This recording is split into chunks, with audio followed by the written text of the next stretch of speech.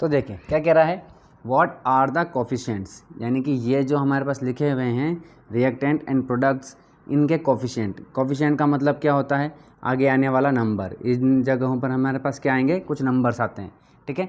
मतलब इनडायरेक्टली क्या कह रहा है, वो बैलेंस करने के लिए कह रहा है। तो चलिए बैलेंस कैसे करते हैं इसको। तो एक तो सिंपल मेथड होता है, हम अंदाज़ा लगाते हैं। देखिए भाई यहाँ पर ऑक्सीजन देखते हैं, 3 ऑक्सीजन और एक है, 4 हो गए, ठीक है। यहाँ पर 2 है, अगर हम इसको 2 करते हैं, ठीक है, तो ऑक्सीजन तो 4 हो जाएंगे, बट अब ये कार्बन क्या हो जाएगा, 1 रह जाएगा। तो कार्बन को यहाँ पर 2 हो गए, इसको भी हम 2 कर देंगे। अगर हम इसको 2 करते हैं तो यहाँ पर ऑक्सीजन बढ़ जाएगा। तो अगर ऐसी सिचुएशन आ जाती है, ठीक है, तो अब देखिए ऑक्सीजन ये 2 और 3 5 हो गए।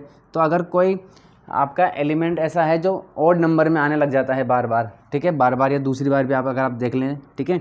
या फिर इसका एक और तरीका है कि एक एलिमेंट अगर 2 बार ऐसे प्लस में 2 कंपाउंड्स के साथ आ रहा है, ठीक है, तो आपको क्या करना है, ये वाला मेथड नहीं लगाना है, आपको क्या करना है, ये वाला मेथड लगाना है। यहाँ पर ए, ये बी, ये सी और ये डी। अब क्या होगा, यहाँ देखिए एफ ई के लिए देखेंगे हम ऑक्सीजन, ये रहा एफ ई, फिर ये ऑक्सीजन के लिए देखेंगे और कार्बन के लिए। तीनों एलिमेंट है हमारे पास, तीनों एलिमेंट के लिए हमने निकाल लिया, ठीक है, 3 एलिमेंट्स हैं।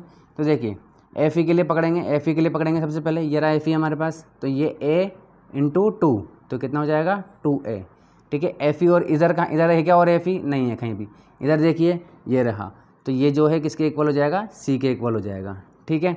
चलिए अब बात करते हैं ऑक्सीजन की। ऑक्सीजन कितना हो जाएगा, ये रहा ए और ये रहा 3, तो ये हो जाएगा 3A, ठीक है। ऑक्सीजन एक और है हमारे पास, तो ये हो जाएगा प्लस बी, ठीक है। यहाँ पर ऑक्सीजन कितना है 1, तो 1B, तो ये B आ गया। अब नहीं है इधर, अब इधर देखेंगे तो ये इक्वल के इस तरफ जाएगा, ठीक है। तो ये रहा ऑक्सीजन, तो कितना है 2D, तो ये हो जाएगा 2D, ठीक है। चलिए इक्वेशन 1, ये इक्वेशन 2 हो गई। सी वाला देखते हैं, यानी कि कार्बन देखते हैं। कार्बन यहाँ पर 1 है, 1B, यानी कि B हो गया, ठीक है। आगे देखते हैं, इधर तो और नहीं है कहीं कार्बन, इधर देखेंगे ये रहा, तो इज इक्वल टू में क्या हो जाएगा, कार्बन 1D, तो ये हो जाएगा 1D हो गया, ठीक है। तो अब देखिए इसको सॉल्व करने के लिए हम क्या करते हैं, किसी भी A B C D जो हमारे पास आए हैं इनमें से किसी एक को 1 मान लेते हैं। तो चलिए A को 1 मान लेते हैं, तो C की वैल्यू क्या हो जाएगी भाई, C इज इक्वल टू क्या है 2A, ठीक है। तो ये 2, A की जगह 1, ये हो जाएगा 2, A की वैल्यू 1, C की वैल्यू 2।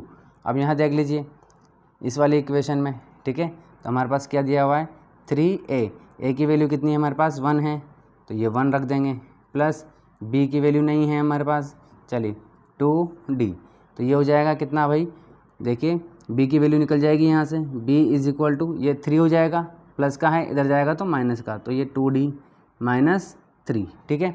अब इस B की वैल्यू इसको हम किस में रख देंगे, इसमें, ठीक है। तो हमारे पास यहाँ पर क्या है, B is equal to D, B की वैल्यू पुट कर देंगे, ये हो जाएगा 2D minus 3 is equal to D, ठीक है। अब ये D प्लस का है, इधर आएगा माइनस का, और ये 3 माइनस का है, उधर जाएगा प्लस का, तो ये हो जाएगा 2D माइनस D, ये इधर जाएगा प्लस का 3, 2D माइनस D कितना हो जाएगा, यानी कि 2 में से 1 गया तो 1D बचेगा, तो D की वैल्यू कितनी आ गई 3, ठीक है।